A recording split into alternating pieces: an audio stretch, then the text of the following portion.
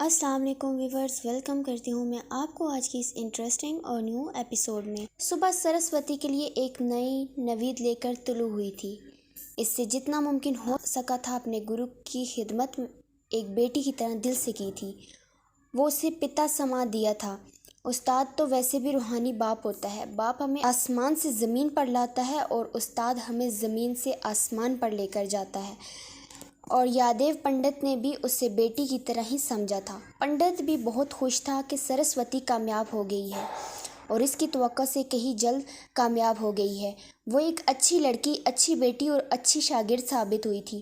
اچھے اور اعلیٰ ظرف انسانوں کا ایک وصف یہ بھی ہوتا ہے کہ آپ ان کو ذرا سی عزت دیں گے تو بدلے میں وہ آپ کو اس سے کئی زیادہ عزت دیں گے۔ سرسوتی بھی ایسی ہی تھی۔ صبح سے شام ہو گئی تھی۔ اب سے چند گھنٹے بعد سرسوتی کو یہاں سے چلے جانا تھا۔ اس کی عجیب سی کیفیت تھی۔ خوشی اور کچھ کر دینے کا خیال اس کے پورے جسم میں خون کی طرح دوڑ رہا تھا۔ وہ اور ایسا کچھ کرنے کا خیال جو کبھی اس کے لیے ناممکن تھا۔ شام ڈھلنے سے پہلے وہ اپنے گرو سے اجازت اور ان کا آشیرواد لے کر اپنے گاؤں کی طرف چل پڑی تھی۔ رات ہونے تک اسے مندر پہنچنا تھا۔ اسے اب کوئی ڈر خوف نہیں تھا۔ وہ بلا جھجک چلے جا رہی تھی۔ لمبی لمبی گھاس اور درختوں کو پیچھے چھوڑتی وہ اپنی دھن میں مگن جا رہی تھی۔ اسے اب یہ بھی خوف نہیں تھا کہ اس لمبی گھاس میں کوئی کنگ کوبرا کنڈلی مارے بیٹھا ہو سکتا ہے جس کا ڈسا پانی بھی نہیں مانگتا۔ اس کے پاس اب اس کنگ کوبرا کا توڑ بھی تھا۔ اب کسی بھی قسم کے سانپ کا زہر سرسوتی کے جسم میں اثر نہیں کر سکتا تھا۔ جنگل سے نکلنے سے پہلے اس کا سامنا ایک سور سے ہو گیا۔ وہ اچانک ہی ایک طرف سے نکل کر اس کے سامنے آ گیا تھا۔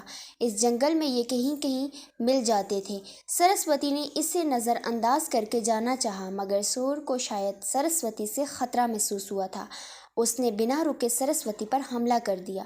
سرسوتی نے پھرتی سے ایک طرف ہو کر خود کو بچایا۔ سور اپنی رو میں آگے بڑھ گیا۔ ویسے بھی سور کے بارے مشہور ہے کہ یہ فوراً اپنا رخ نہیں موڑ سکتا۔ مڑنے کے لیے اسے ایک تھوڑے سے لمبے چکر کی ضرورت پڑتی ہے۔ وہ ذرا آگے سے مڑ کر آیا اور ایک بار پھر سیدھا سرسوتی کی طرف بڑھا۔ سرسوتی اس بار بھی ایک طرف ہٹ گئی۔ سور کو شاید دوبارہ ناکام ہونے پر غصہ آیا تھا۔ وہ ذرا آگے سے پھر مڑا اور رک کر اپنے کھر زمین پر مارنے لگا۔ پھر وہ دوڑا اور سرسوتی کی طرف لپکا۔ سرسوتی اسے دوبارہ موقع دے چکی تھی۔ اس بار وہ بھی تیار تھی۔ وہ جیسے ہی قریب آیا سرسوتی نے ایک انگڑائی لی اور منہ سے انتہائی بھیانک آواز نکالی۔ آواز اتنی بھیانک تھی کہ درختوں پر اپنے آشیانے میں بیٹھے بھی اڑ گئے۔ سور بھی خوف زدہ ہو گیا تھا مگر وہ اب رک نہیں سکتا تھا۔ وہ سرسوتی کے قریب آیا تو سرسوتی نے بھیڑیے کی طرح چھلانگ لگائی اور سور کو لیتی دور جا گری۔ سور اس عجیب افتاد سے گھبرا کر فوراً اٹھا اور ایک طرف کو بھاگ نکلا۔ سرسوتی مسکرائی اور ایک طرف چل پڑی۔ رات ہونے سے پہلے وہ جنگل سے نکل آئی تھی۔ اس کا رخ اب اپنے گاؤں کی طرف تھا۔ اس کا دل کر رہا تھا اس کے پر لگ جائیں اور وہ اڑ کر گاؤں پہنچ جائے۔ رات آدھی بیت چکی تھی۔ مندر کا پنڈت اپنے کمرے میں بیٹھا شراب پیے جا رہا تھا۔ وہ آج بہت خوش تھا۔ آج تک وہ اشونت ٹھاکر کا جھوٹا ہی کھاتا آیا تھا مگر آج اس کے ہاتھ جو مال لگا تھا پنڈت نے اشونت کو اس کی بھنک بھی نہیں پڑنے دی تھی۔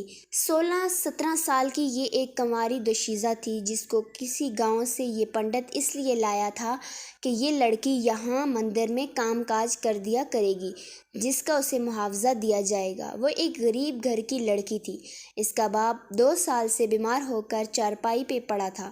5 بہن بھائی تھے۔ یہ لڑکی ان میں سب سے بڑی تھی۔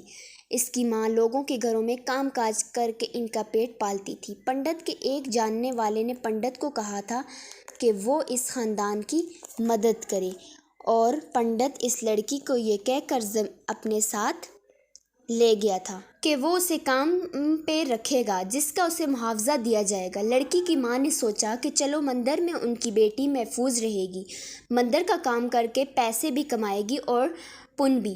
یہی سوچ کر اس نے اپنی بیٹی کو پنڈت کے ساتھ روانہ کر دیا تھا۔ اس لڑکی کو مندر میں آج دوسرا دن تھا اور پنڈت کا ارادہ تھا کہ وہ آج اس لڑکی کے ساتھ رات بتائے گا۔ اس لیے وہ اپنے کمرے میں بیٹھا شراب پی رہا تھا اور آنے والے خوش کن لمحات کو سوچ کر مسکرائے جا رہا تھا۔ وہ 5 آدمی بھی کچھ دن پہلے ہی مندر میں آ کر ٹھہرے تھے جو پاروتی کو اٹھا کر لائے تھے۔ پنڈت نے ان سے بھی کہا تھا کہ آج وہ رات